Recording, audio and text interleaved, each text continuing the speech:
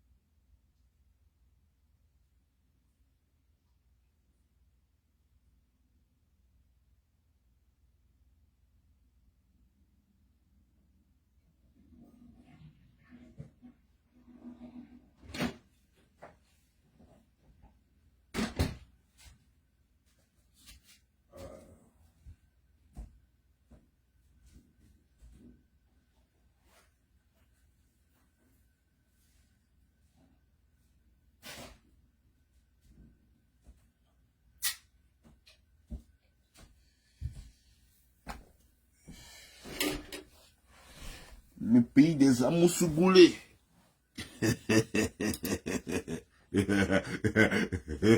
Le pays des Amoussougoulés, bonjour. Comment ça va? Le pays où tout le monde a le cul, ouais.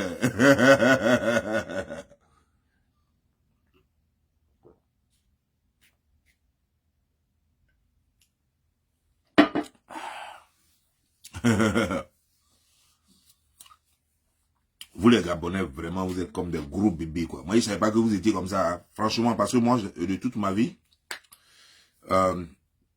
j'ai connu 2 Gabonais en Côte d'Ivoire, et ils étaient carrément différents, quoi. Ils sont carrément différents, ils ont fréquenté en Côte d'Ivoire, c'est là-bas qu'ils ont fait leurs études. Et on était dans le même quartier, je vivais même avec un même dans le même complexe. Ah, il était différent. C'est un gars qui m'aimait beaucoup, que j'aimais aussi beaucoup. Et puis il est parti. Il est retourné chez lui au pays après son diplôme. Se disait pratiquement tout, on se taquinait. Je ne sais pas si c'est parce qu'il était en Côte d'Ivoire qu'il a hérité un peu d'intelligence ivoirienne. Mais en tout cas, il n'était pas bête comme vous. En tout cas, il n'était pas bête comme vous. Parce que vous êtes vraiment autre chose, quoi. Vous êtes vraiment sérieusement, vous êtes stupide, quoi. Vous êtes des idiots. Quand je regarde vos écrits, je ris jusqu'à fatiguer. Lorsque moi je regarde vos écrits, où est le deuxième téléphone? Attendez, je vais chercher mon deuxième téléphone.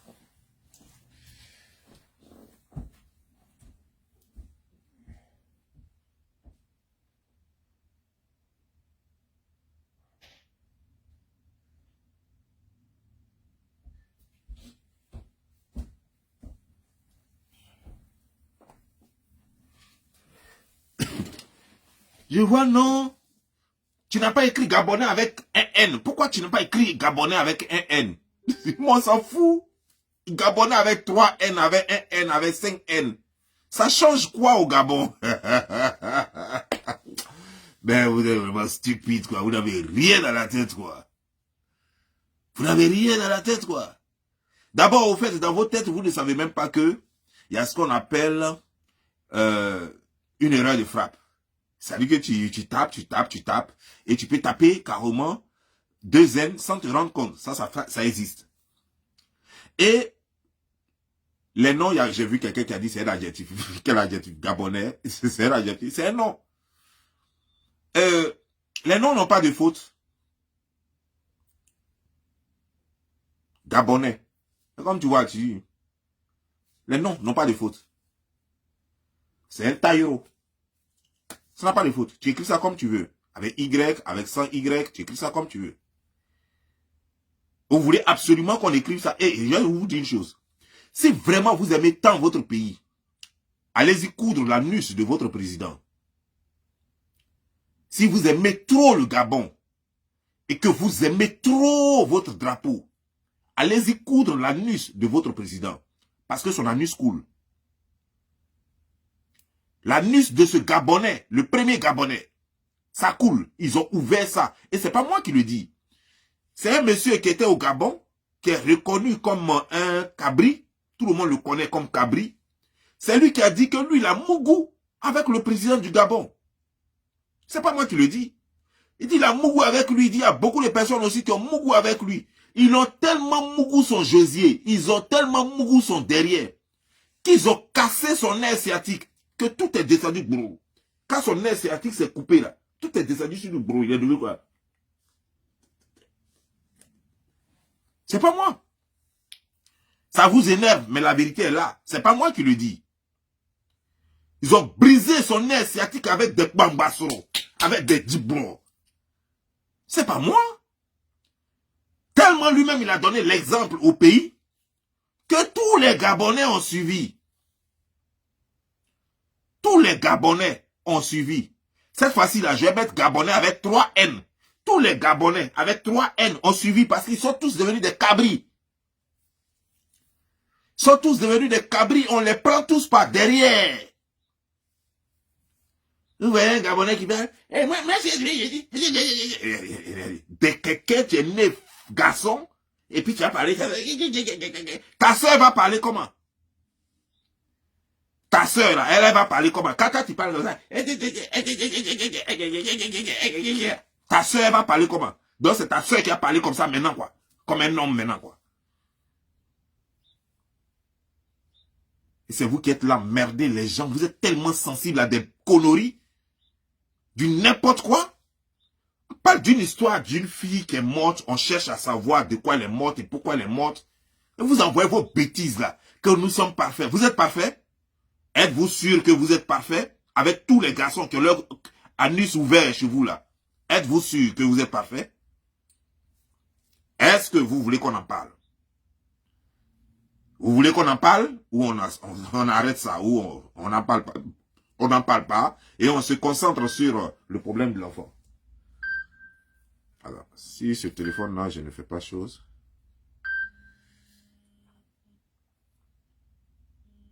Voilà. Maintenant, je vais vous montrer un témoignage de la personne qui a reçu. La personne qui a reçu cette jeune fille-là. Elle-même, la personne qui a reçu, qui l'a aidé à faire ses courses là-bas, tout ça, qui l'a logé là. Lui-même, le jeune, c'est un chose, comment dire, genre, un Camerounais qui l'a reçu parce que lui, il est activiste. Il est chose, comment dire, il est sur YouTube. Donc, elle est rentrée en contact avec, donc depuis le Gabon, elle est en contact avec lui. C'est lui qui l'a accueilli, c'est lui qui allé la prendre à l'aéroport, tout qui a fait ce truc. Il a fait un témoignage. On va tous écouter ensemble. Parce que je suis votre camarade.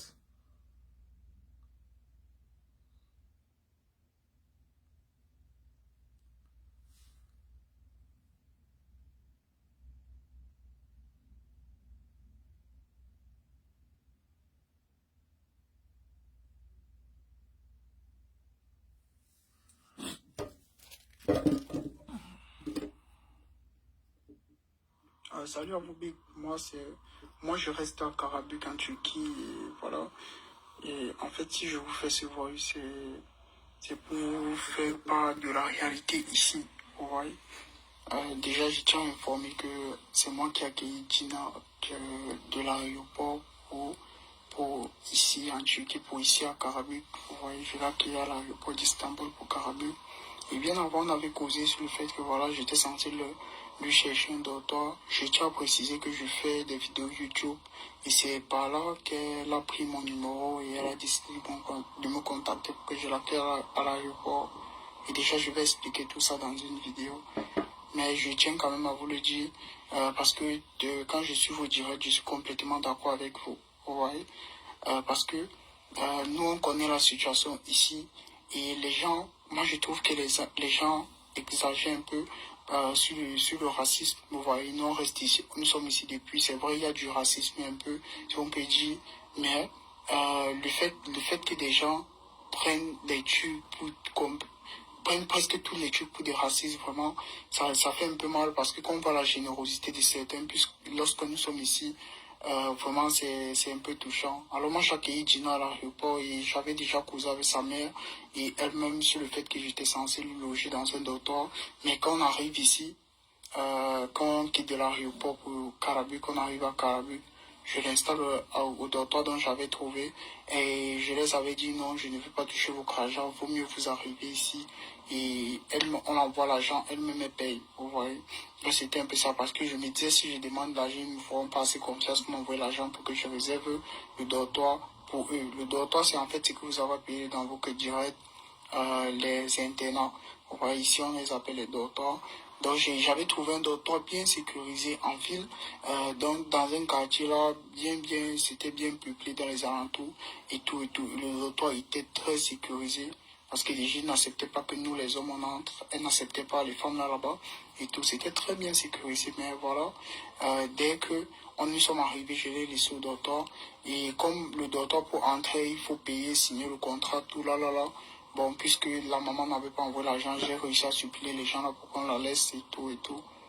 Mais voilà, ce qui me tourne, c'est que j'ai réussi à supplier jusqu'à ce qu'ils ont accepté. Mais dès que je me tourne, je pars, elle me rappelle, elle me dit, voilà, il y a ses cousins qui sont venus, tout ça, et qu'il y a un sac qu'elle doit aller les donner, ceci. Mais les femmes du docteur là, lui demandaient, pardon, de signer un document, vous voyez, qui prouve qu'elle va rester dans le dortoir, vous voyez. Mais elle a carrément refusé de signer le document. Et tout ça parce que ses amis du quartier, ou c'était ses cousins, je ne sais pas, ils ont dit que voilà, c'est mieux qu'elle parte rester dans les appartements et tout, que non, le dortoir c'est cher, ceci. J'étais dépassé, j'avais déjà tout causé avec sa mère bien avant. Mais dès qu'ils ont sorti ça, j'étais carrément dépassé. C'est là où moi je n'ai trouvé plus quoi faire. Les gars là l'avaient tellement influencé au point où il n'y avait plus rien à faire en fait. Il n'y avait plus rien à faire, j'étais obligé de les laisser et tout. Donc c'était un peu ça. J'espère que cette petite partie-là vous a un peu fait comprendre de quelle personne dont on parle depuis. Parce que moi je trouve qu'elle était facilement influençable. Puisque nous on causait tout le monde depuis, via les voitures, elle me posait tout le monde des questions sur la Turquie et tout, je lui répondais. Mais dès que ses amis où c'était du quartier, ils étaient au Gabon ensemble apparemment avant de venir en Turquie, avant elle. Mais dès qu'ils ont commencé à lui parler, elle a oublié tout ça. Elle les a directement suivis. Après, j'entends qu'elle vivait en colocation dans un appartement avec certaines filles. Ça m'a vraiment fait mal parce que j'avais vraiment voulu aider la fille là. Et quand elle m'avait dit son âge, moi je me suis dit voilà, l'idéal c'est le dortoir. Et sa mère était d'accord, sa tante était d'accord, elle-même elle était d'accord. Mais dès qu'on arrive, ils étaient d'accord même sur le prix et tout. Mais dès qu'on arrive, ils se sont laissés influencer par ces gens-là. Ils se sont dit que voilà, moi je me suis seulement reculé. Donc c'est un peu ça. Juste pour vous expliquer la situation réelle, ici en Turquie, il n'y a pas du racisme comme on bavard depuis. Il y a du racisme, bien évidemment, oui, mais pas comme les gens parlent là. Beaucoup de Turcs sont très généreux, vous voyez, très généreux et tout. Donc c'est un peu ça dont je voulais vous faire part. Ce qui prouve clairement que cette fille, elle est manipulable, elle est influençable. Elle ne sait pas ce qu'elle veut, elle et ses parents ne savent même pas ce qu'ils veulent. Ce qui prouve clairement que cette fille n'a même pas dormi à l'internat là-bas. Elle n'est même pas restée à l'internat là-bas parce qu'elle a refusé de signer. Alors qu'au départ, elle et sa mère et sa tante aujourd'hui qui est là-bas, qui sont en train de faire les funérailles, là, ils étaient tous d'accord sur le prix et ils étaient tous d'accord qu'elle reste à l'internat. Aux dernières nouvelles, c'est que des gens les ont influencés, des gens ont influencé la fille et elle a convaincu ses parents qu'il valait mieux aller prendre un appartement avec d'autres filles. Et c'est ce qu'elle a fait. Donc elle n'a jamais même vécu même à l'internat là-bas. C'est lui qui allait la chercher à l'aéroport. C'est lui qui l'a amenée. Il a tout négocié et tout et tout. Elle-même n'avait pas l'argent sur place. Peut-être qu'elle avait l'argent qu'elle cachait, je ne sais pas. Peut-être que lui-même ne sait pas. Mais en tout cas, ils ont dit qu'il n'avait pas l'argent. Quand elle est arrivée, ils ont dit qu'il n'avait pas l'argent. Et c'est lui qui a négocié pour qu'on la laisse là dormir jusqu'à ce que son agent vienne. Mais en attendant, elle doit signer des papiers pour dire qu'effectivement, elle va rester là parce qu'elle ne peut pas dormir là. Et puis après, le lendemain, elle va partir. Donc, elle doit signer des papiers pour dire que, ok, je vais rester là. Donc, si mon agent vient, je vais payer. Elle refuse de signer les papiers. Ça veut dire que son intention, depuis le Gabon, n'a jamais été de rester dans l'internat. Elle avait déjà son plan avec ses parents. Elle avait déjà son plan, peut-être avec ses amis du quartier ou bien ses frères ou quoi que ce soit. Elle avait déjà son plan avec eux. Donc, elle a juste utilisé ce jeune-là. Ce jeune ne savait même pas dans quoi elle était. Elle a juste utilisé. C'est une manipulatrice. Ce qui m'amène à penser que qu'est-ce qui prouve qu'elle n'a pas utilisé